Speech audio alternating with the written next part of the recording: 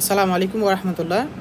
সবাইকে শুভেচ্ছা জানিয়ে শুরু করতেছি আমাদের আজকের মেডিসিনের থার্ড ক্লাস। ওকে, আমরা এর আগে ফার্স্ট এবং সেকেন্ড ক্লাসে ক্রনিক লিভার ডিজিজ এবং এর সাথে অ্যাসোসিয়েটেড অনেকগুলো কমপ্লিকেশন নিয়ে আলোচনা করেছিলাম। আজকে আমাদের তৃতীয় ক্লাস। আজকে আমরা আলোচনা করতেছি হেপাটিক এনসেফালোপ্যাথি এবং পোর্টাল হাইপারটেনশন, সাথে ক্রনিক লিভার ডিজিজের ম্যানেজমেন্ট এবং ইনভেস্টিগেশন। এই চারটা টপিক নিয়ে আমি আজকে আলোচনা করব। এর আগে আমি আপনাদেরকে একটু করে বলে রাখি প্রথম দুটো ক্লাস আমরা কী আলোচনা করছি, একটু করে বলে রাখতেছি। প্রথম ক্লাসের ভিডিও আমি আমার এই ভিডিওর লিঙ্ক দিয়ে দিচ্ছি, এই পোস্টের লিঙ্ক দিয়ে দেবো ইনশাল্লাহ। প্রথম ক্লাসে আমরা সিএলডির ডেফিনেশন, সাথে ডেফিনেশনের যে পয়েন্টগুলো আছে পয়েন্টগুলোর ব্যাখ্যা জানছি। তারপর সিএলডির কারণে কী কী ক্লিনিক্যাল ফিচার্স হয় প্রতিটা পয়েন্টের ব্যাখ্যা আমরা দিয়েছি। সাথে একটা পোর্টাল হাইপারটেনশনের কারণে একটা পেশেন্টের কী কী সমস্যা হতে পারে সেগুলো আমরা পয়েন্ট বাই পয়েন্ট আলোচনা করেছি।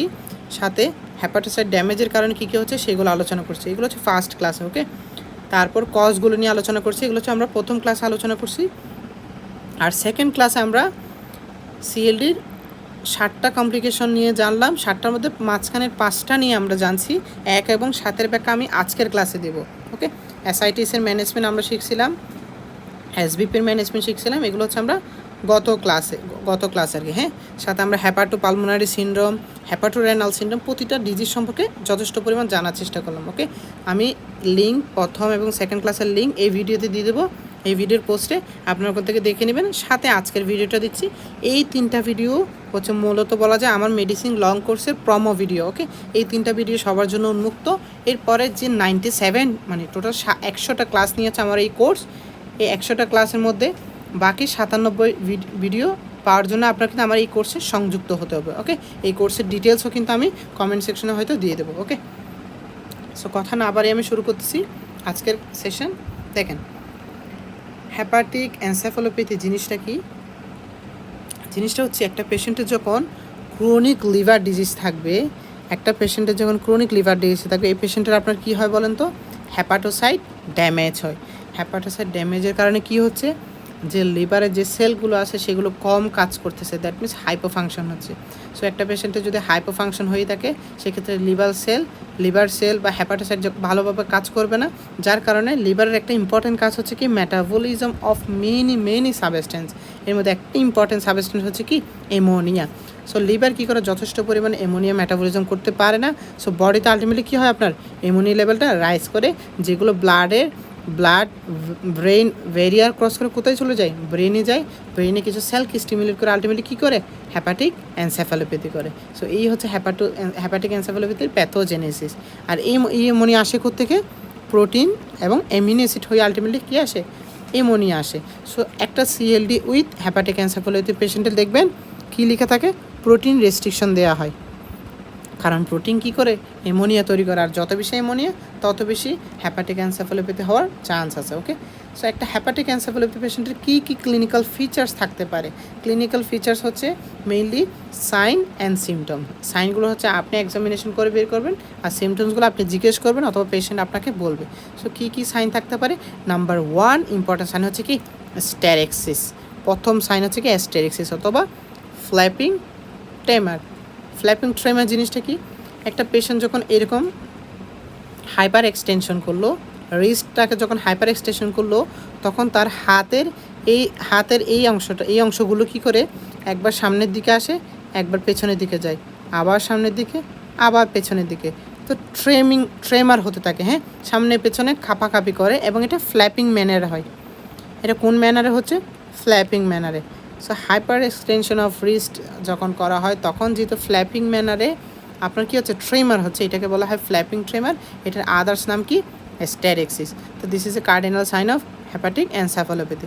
হেপাটিক এনসেফালোপ্যাথির ক্ষেত্রে আর কি এক্সামিনেশন করবেন আপনি পেশেন্টের রিফ্লেক্স দেখবেন। সো রিফ্লেক্স আপনি কী পাবেন?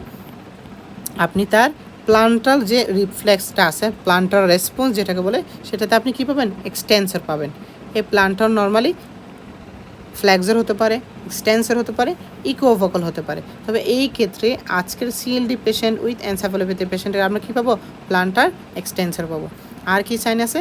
ব্রেথ। তার ব্রেথে কী পাবেন? একটা সুইটি ম্যাস্টি অর্ডার পাবেন, যেটার একটা নাম হচ্ছে কি ফিটোর হ্যাপাটিকাস। ওকে, সো অর্ডারটাও আপনি কিন্তু কী করবেন? চেক করবেন। তার ব্রেথের যে স্মেলটা আছে সেটা দেখে আপনি বুঝবেন যে কি এটা ফিউটার হ্যাপাটিকাস কিনা।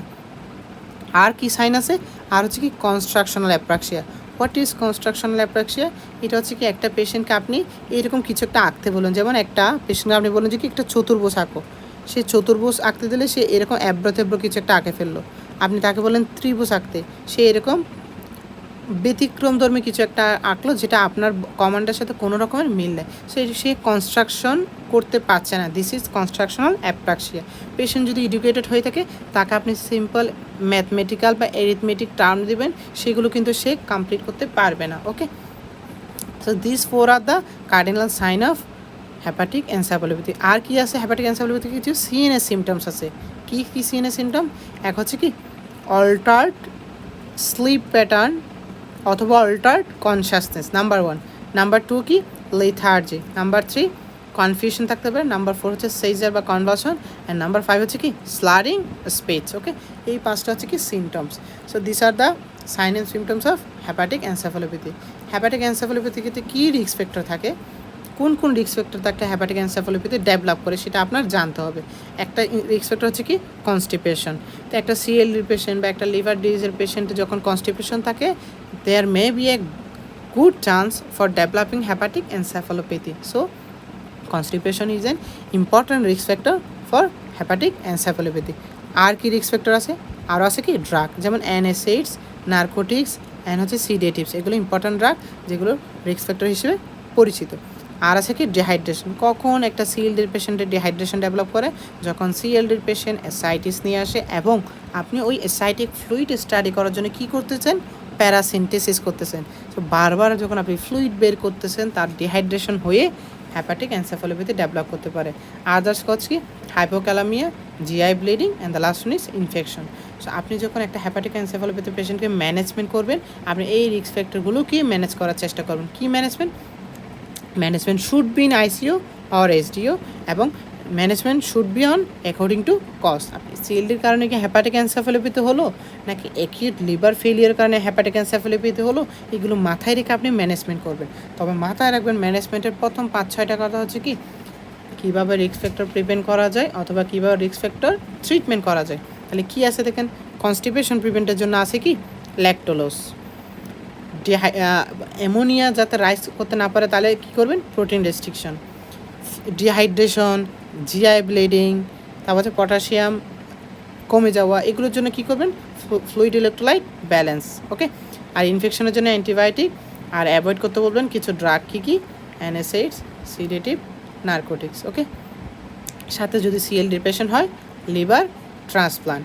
যদি fulminant liver failure with hepatic encephalopathy হয় সেক্ষেত্রে আপনি লিভার ট্রান্সপ্লান্ট লিখবেন। তবে একিউট লিভার ডিজিজ যদি হয়ে থাকে সেক্ষেত্রে আপনি লিভার ট্রান্সপ্লান্ট না লিখে আদার্স অপশনগুলো চুজ করবেন। তাহলে এই হচ্ছে আমার অল অ্যাবাউট হ্যাপাটিক এনসেফালোপ্যাথি। এবার চলে আসি পোর্টাল হাইপারটেনশন। আমরা এগুলো কী নিয়ে আলোচনা করতেছি? এগুলো কমপ্লিকেশন অফ সিএলডি। 7টা কমপ্লিকেশন দেখালাম, এর মধ্যে 5টা গত ক্লাসে আলোচনা করছি, আজকে বাকি 2টা নিয়ে আলোচনা করতেছি। What is portal hypertension? যখন আপনি দেখবেন হ্যাপাটিক ভেইনে অথবা ইনফেরিয়র ভ্যানাকাভাতে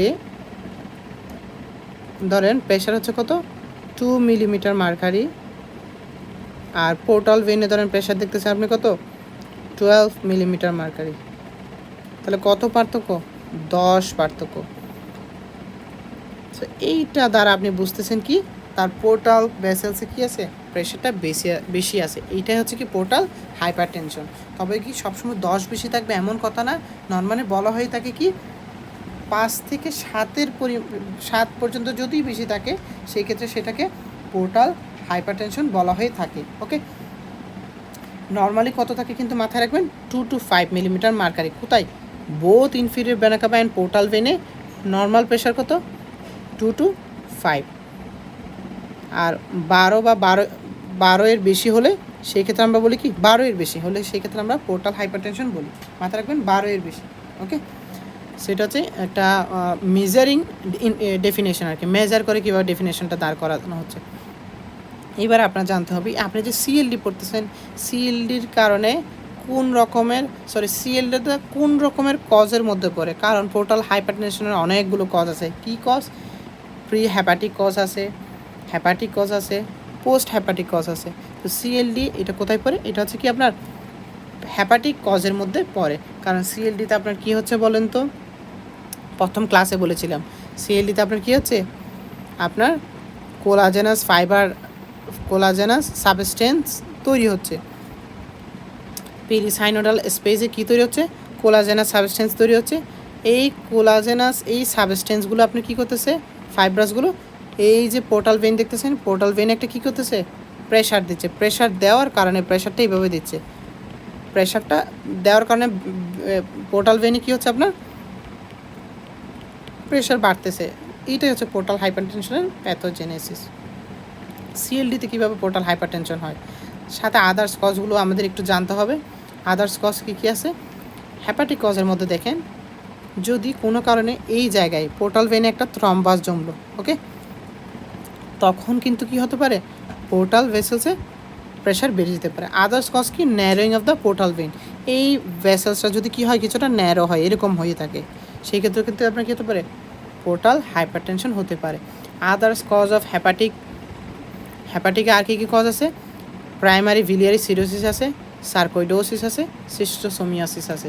মনে রাখবেন সার্কোইডোসিস একটা গ্র্যানুলোমাটাস ডিজিজ, যেখানে লিভারের সেলগুলো ড্যামেজ হচ্ছে, যার কারণে লিভার সেলের ভেতর অনেকটা সিমিলার প্যাথোজেনেসিস টু সিএলডি আর সিরোসিসের মতোই বলা যেতে পারে আর কি, হ্যাঁ। আর পোস্ট হ্যাপাটিক কজের মধ্যে কী আছে? Right heart failure, okay, constrictive pericarditis, Budd Chiari syndrome. Post hepatic কজগুলো মাথায় রাখবেন। আপনি কি জানেন বলেন তো, এই যে হার্ট যেটা আছে, হার্ট নর্মালি পাম্প করে ব্লাডটা কোথায় পাঠাচ্ছে? আমাদের বডিতে পাঠাচ্ছে। আর হার্টে ব্লাড আসার জন্য একটা ইম্পর্ট্যান্ট রুটকে inferior vena cava. Inferior vena cava আসে থেকে লিভার থেকে। একটা হার্ট যখন যথেষ্ট পরিমাণ পাম্প করতে পারবে না, in case of right heart failure or constrictive পেরিকার্ডাইটিসে হার্ট ঠিকঠাক পাম্প করতে পারবে না, যার কারণে হার্ট থেকে ব্লাডটা বডিতে যেতে পারবে না, যার কারণে হার্টে ব্লাডটা হয়তো অ্যাকিউমুলেট হয়ে যাবে, যার কারণে ইনফেরিয়র ভেনা কাভার উপর ইনডিরেক্টলি ইফেক্টটা পড়বে, যেটা আলটিমেটলি গিয়ে কার উপর ইফেক্ট করবে? লিভার এফেক্ট করবে। লিভার যথেষ্ট পরিমাণ ব্লাড হ্যাপাটিক ভেন হয়ে ইনফেরিয়র ভেনা কাভাতে আর পাঠাতে পারবে না, যার কারণে লিভারে যে ব্লাড ভেসেলস আছে পোর্টাল ভেনে প্রেশারটা বেড়ে যায়, ওকে। আর বার্ড চায়ারি সিনড্রোম জিনিসটা কি? এটাতে জাস্ট মাথায় রাখবেন হ্যাপাটিক ভেনে থ্রম্বাস হচ্ছে বা হ্যাপাটিক ভেনে কিছু একটা হচ্ছে। পোর্টাল ভেনে হলে সেটা প্রি হ্যাপাটিক কজ, হ্যাপাটিক ভেনে হলে সেটা post hepatic cause. So this are the causes of portal hypertension. Bad side কী সাইন আছে পোর্টাল হাইপারটেনশনের? আগে ব্যাড সাইড প্লাস আদার সাইনগুলো একসাথে লিখে ফেলি, দেন আপনারা বুঝবেন আসলে কী সাইন থাকে। এক হচ্ছে পোর্টাল হাইপারটেনশনের ক্ষেত্রে কী থাকতে পারে? অ্যাসাইটিস থাকতে পারে। পোর্টাল হাইপারটেনশনের পেশেন্টের ক্ষেত্রে কী থাকতে পারে? অ্যাসাইটিস থাকতে পারে। আর কি থাকতে পারে পোর্টাল হাইপারটেনশনের পেশেন্টের? ব্লিডিং থাকতে পারে। অ্যাসাইটিসের ব্যাখ্যা, ব্লিডিংয়ের ব্যাখ্যা ফার্স্ট ভিডিওতে পাবেন, ওকে, একটু দেখে নিন ওই ভিডিও থেকে। আর কি পেতে পারেন? এনলার্জড লিভার পেতে পারেন, এইটা আমরা ফার্স্ট ভিডিওতে বলেছিলাম, এনলার্জড লিভার। এই তিনটার ব্যাখ্যা প্রথম ভিডিওতে কষ্ট করে দয়া করে দেখে নিন, হ্যাঁ, আমি এখানে আর দিতে যাচ্ছি না, নাহলে ভিডিওটা অনেক লং হয়ে যাবে। আর হচ্ছে কি ডিমিনিশড লিভার ফাংশন, এটাও বলেছিলাম, এটাও ফার্স্ট ক্লাসে বলেছিলাম। আর সেকেন্ড ক্লাসে বলেছিলাম caput medusae. So this 5 are the sign of portal hypertension. পাঁচটারই ব্যাখ্যা আমি প্রথম দুটো ক্লাসে দিয়েছি, ওখান থেকে মাথায় রাখবেন। তবে এইখান থেকে ACE মাথায় রাখবেন, ACE আর the bad side sign. Ascites, আরটা হচ্ছে কি সিডি হচ্ছে কি বলেন তো? ক্যাপিউট মেডিওসা, আর ইডি হচ্ছে enlarged liver spleen. So this 3 are the cardinal or bad side sign of portal hypertension, okay. Portal hypertension management আমাদের জন্য অত বেশি ইম্পর্টেন্ট না, এটা মেজারিং করা হয় মেনলি এইটাই, প্রেশারটা। তো একটা সিএলডির পেশেন্টের ক্ষেত্রে কী ইনভেস্টিগেশন করবেন? প্রথমে ইনভেস্টিগেশন হচ্ছে কি লিভার ফাংশন টেস্ট। কী লিভার ফাংশন টেস্ট করবেন? অবশ্যই শুরু হচ্ছে কি সিরাম বিলিরুবিন, মাথায় রাখবেন। প্রথম কথা হবে কি সিরাম বিলিরুবিন। আপনাদেরকে আমি প্রথম ক্লাসে বলেছিলাম যে আনকনজুগেটেড বিলিরুবিনটা কোথায় বেড়ে যায়? সিএলডিতে বেড়ে যায়, ওকে। আর কি টেস্ট করবেন? এসজিপিটি, এসজিওটি, মানে ALT ST, এগুলো কিন্তু কী হবে? রেজিস্ট হবে, ওকে। মোর দেন 2 টাইমস। থার্ড কি ইনভেস্টিগেশন বলেন? Serum albumin. সিরাম অ্যালবুমিন কী হবে? কমে যাবে। ফোর্থ হচ্ছে কি অ্যালবুমিন গ্লোবিউলিন রেশিও, এটা অল্টার্ড হবে, এটা hallmark of CLD. 5 number investigation কি? প্রথমিন টাইমটা দেখবেন, এটা রেজিস্ট হবে। 6 নম্বর লিভার ফাংশন টেস্ট কি? গামা গ্লোবিউলিন টি, এটাও বেড়ে যাবে, এটা নর্মালি অ্যালকোহলিক পেশেন্টের ক্ষেত্রে বাড়ে। তো serum bilirubin rise, SGPT SGOT rise, albumin fall, এটা অল্টার, প্রথমিন টাইম বাড়লো, গামা গ্লোবিউলিন টি বাড়লো। ওকে, সো এই হচ্ছে মোটামুটি liver function test. Amniotic fluid study করবেন, সরি অ্যাসাইটিক ফ্লুইড স্টাডি করবেন, এখানে আপনি কী পাবেন? অ্যালবুমিন পাবেন। আর যদি পেশেন্ট কী হয় ডেভেলপ করে বলেন তো এসবিপি, সেকেন্ড ক্লাসে আলোচনা করছিলাম, সেক্ষেত্রে ফ্লুইডটা আপনি কী পাবেন?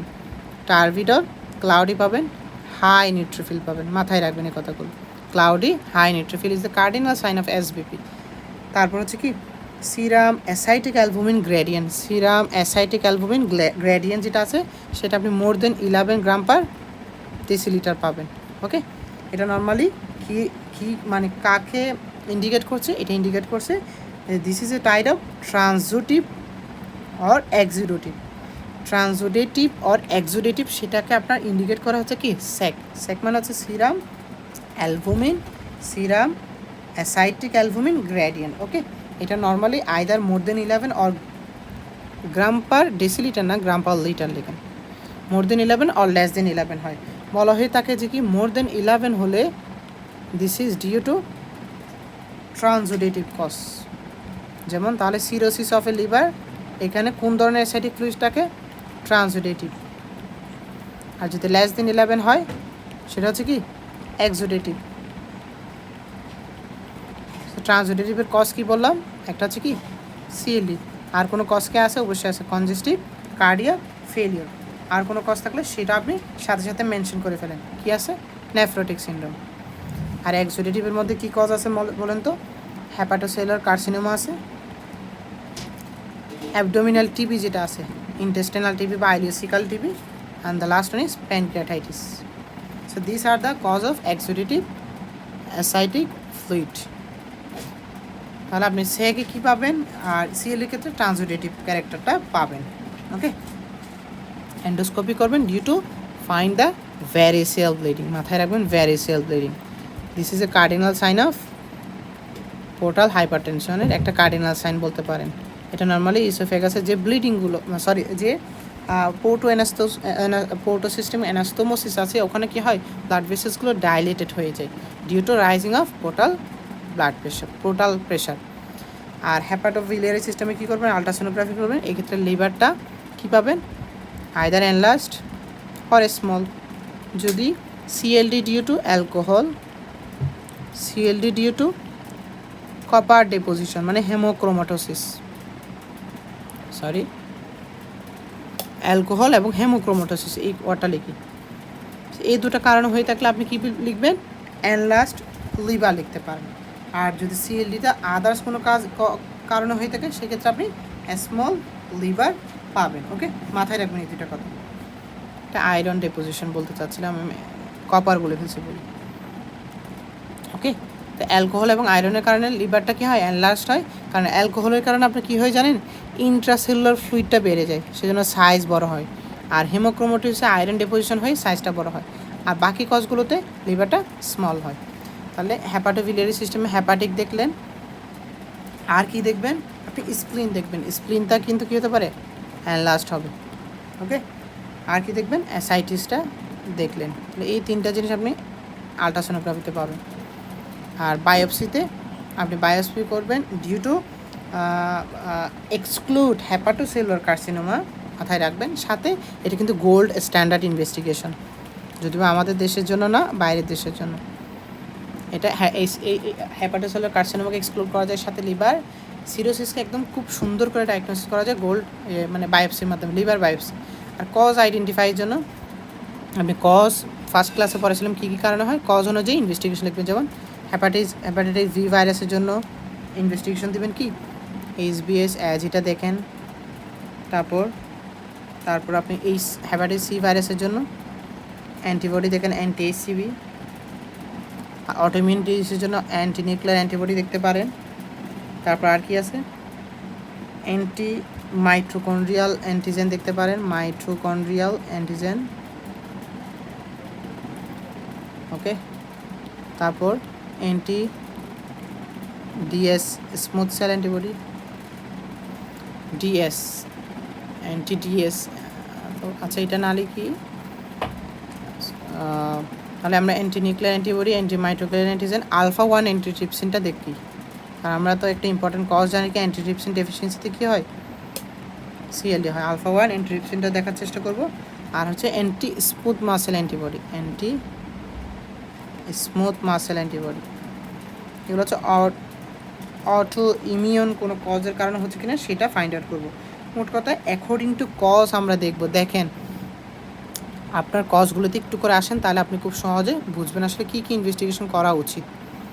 দেখেন হেপাটাইটিস ভি যদি হয়ে থাকে এইচবিএস অ্যাজই করবেন, এটার জন্য অ্যান্টি-HCV করেন। অ্যালকোহলের জন্য তো আপনি অনেকগুলো ফিচার্স পাচ্ছেনই, ফ্যাটি লিভার পাচ্ছেন আর আদার্স পাচ্ছেন। হেমোক্রোমাটোসিসের জন্য আপনি আয়রন লেভেলটা দেখবেন। উইলসন্স ডিজিজ হলে আপনি কপার লেভেলটা দেখবেন, কজ অনুযায়ী আর কি। হ্যাঁ, সেইভাবে কজ অনুযায়ী। আর অটো ইমিউন কোনো কজের কারণে হচ্ছে কি না সেগুলোর জন্য আপনি কী করতেছেন, anti nuclear antibody, anti smooth muscle antibody, anti mitochondrial antigen, এগুলো দেখবেন। শেষ। So this are the investigation for chronic liver disease. এবার আসি ট্রিটমেন্ট, আমাদের শেষ টপিক। কম্পেনসেটেড একটা সিএলডির পেশেন্টের নর্মালি ফিচার্স থাকে না, সো ওরকম খুব বেশি ট্রিটমেন্ট লাগে না, নো ট্রিটমেন্ট।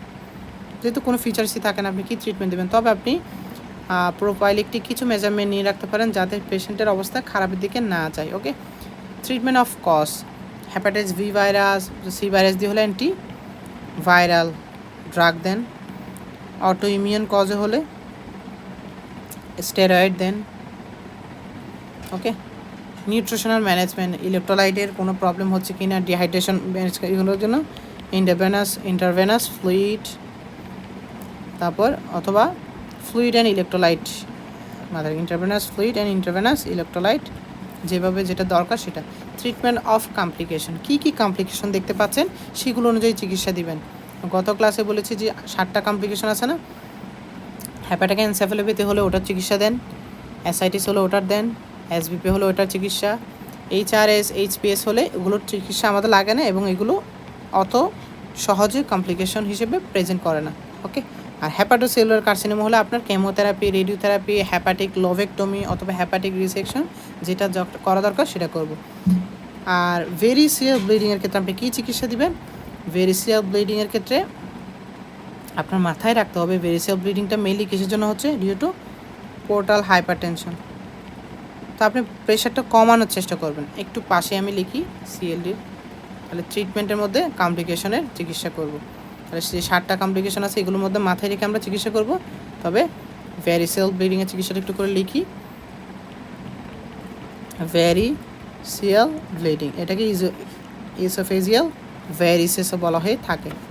সো এটার জন্য আপনি কি ট্রিটমেন্ট করতে পারেন? যেহেতু একটা পেশেন্টের অনেকগুলো ব্লিডিং হচ্ছে, আপনি শুরুতে হচ্ছে অ্যাসেস করেন, কুইক অ্যাসেসমেন্ট করে রিসাসিটেশন করেন, ব্লাড প্রেশার, পালস এগুলো দেখে, যেহেতু ব্লিডিংয়ের পেশেন্ট এগুলো দেখবেন, নাম্বার 1। নাম্বার 2 হচ্ছে কি আপনি তার কী করবেন, ইমিডিয়েট একটা এন্ডোস্কোপি করবেন। অ্যাসেসমেন্ট করার পর ইমিডিয়েট এন্ডোস্কোপি করে আপনি বেলুন ট্যাম্পোনেট করতে পারেন, অথবা যেটা দরকার পড়ে আর কি। নর্মালি 2-3টা প্রসেস আছে যার মাধ্যমে কী করা হয়, ইমিডিয়েট এন্ডোস্কোপি করে আপনার ভেরিসিয়াল ব্লিডিংটা স্টপ করা যেতে পারে। এর মধ্যে একটা ইম্পর্টেন্ট কথা হচ্ছে কি, আপনার ব্যান্ড লাইগেশন করতে পারেন। ওকে, তাহলে ব্যান্ড লাইগেশন করতে পারেন। তারপর হচ্ছে কিছু অ্যাড্রেনালিন ইনজেকশন আছে সেগুলো দিয়ে দিতে পারি। সো এইভাবে অনেকগুলো প্রসিডিওর আছে। ওকে, তাহলে আমরা লিখতে পারি, একটা হচ্ছে ব্যান্ডিং লিখতে পারি, এন্ডোস্কোপি করে কী করতে পারি, ব্যান্ডিং করতে পারি, অ্যাড্রেনালিন ইনজেকশন দিয়ে দিতে পারি, অ্যাড্রেনালিন ইনজেকশন দিয়ে দিতে পারি। ওকে, স্ক্লেরোথেরাপি করতে পারি, স্ক্লেরোজিং এজেন্ট দিতে পারি। সেগুলো হচ্ছে ইমিডিয়েট এন্ডোস্কোপি করে আমরা করব। আর কি করবেন, ভাসোডাইলেটরি এজেন্ট দেবেন, যেমন টেলিপ্রেসিন প্রেসিন, এটা হচ্ছে one type of vasodilatory agent. Okay, তাহলে immediate assessment, immediate endoscopy, vasodilatory agent, আর সাথে কি আছে প্রোটন পাম্প ইনহিবিটর দিয়ে দিবেন। আর যদি তাও ব্লিডিং স্টপ না হয় সেক্ষেত্রে আপনাকে তো সার্জিক্যাল প্রসিডিউরে যেতে হবে। কি সার্জিক্যাল প্রসিডিউর? ব্যালন ট্যাম্পনেট, একটু আগে বলেছিলাম, এটা হচ্ছে ব্যালন ট্যাম্পনেট। আপনাকে যদি পরীক্ষা আসে how to manage a upper GI bleeding, variceal bleeding is an important cause of upper GI bleeding, upper GI bleeding. আর আপার জিআই ব্লিডিং এর ইম্পর্ট্যান্ট ফিচার্স কি বলেন তো? একটা হচ্ছে হ্যামাটেমেসিস আর হচ্ছে মেলানা। সো আপনার কোয়েশনটা যেভাবে আসুক আপনি লিখতে পারবেন। হ্যামাটেমেসিস, মেলানার ম্যানেজমেন্ট বললো এই কতগুলো লিখতে পারবেন, তারপর ভেরিসিয়াল ব্লিডিংয়ের কজ বললে এগুলো লিখবেন। আর এটার জন্য কি কোনো প্রোপাইলেকটিক আছে? অবশ্যই প্রোপাইলেকটিক আছে, সেটা হচ্ছে প্রোপানল মানে ভিটা ব্লকার্স আর কি। হ্যাঁ, সো প্রোপানল চাইলে কী হিসেবে দেওয়া যায়? প্রোপাইলেকটিক হিসেবে দেওয়া যেতে পারে, প্রেশারটা কম রাখার জন্য। So this is the management of variceal bleeding. So আপনার পরীক্ষায় কোয়েশনে আমি আবারও বলছি ম্যানেজমেন্ট কীভাবে লিখবেন? According to complication, according to cause. আপনাকে যদি কোয়েশনে বলেই দেয় যে তার পেশেন্টের কী আছে, এসবিপি আছে, তখন আপনি এসবিপির ম্যানেজমেন্ট করেন। বলে দেয় হ্যাপাটিক এনসেফালোপ্যাথি আছে, ওটার ম্যানেজমেন্ট করেন। যদি বলে ভেরিসিয়াল ব্লিডিং আছে, ওটার ম্যানেজমেন্ট করবেন। যদি বলে হ্যাপাটিক সেলো কার্সিনোমা আছে, ওটার ম্যানেজমেন্ট করবেন। আপনি অ্যাকর্ডিং টু কমপ্লিকেশন ম্যানেজ করবেন। আর যদি কজ দেওয়া থাকে, আপনি হ্যাপাটাইটিস ভাইরাস থাকলে অ্যান্টিভাইরাল ড্রাগ দেন, অটোইমিউন কজ হলে স্টেরয়েড দেন। এইভাবে আপনি কোয়েশ্চন ওয়াইজ আপনার অ্যান্সার করার চেষ্টা করবেন। ওকে, আর সর্বশেষ চিকিৎসা হচ্ছে কি ট্রান্সপ্লান্ট অফ লিভার, এই কথাটা আমাদের বলতে হবে। তাহলে এই হচ্ছে all about chronic liver disease. এই 3 দিনের ক্লাসে আমি আসলে সিএলডিটা অ্যাজ এ হোল যতটুকু পড়ানো যায় শেষ করছি।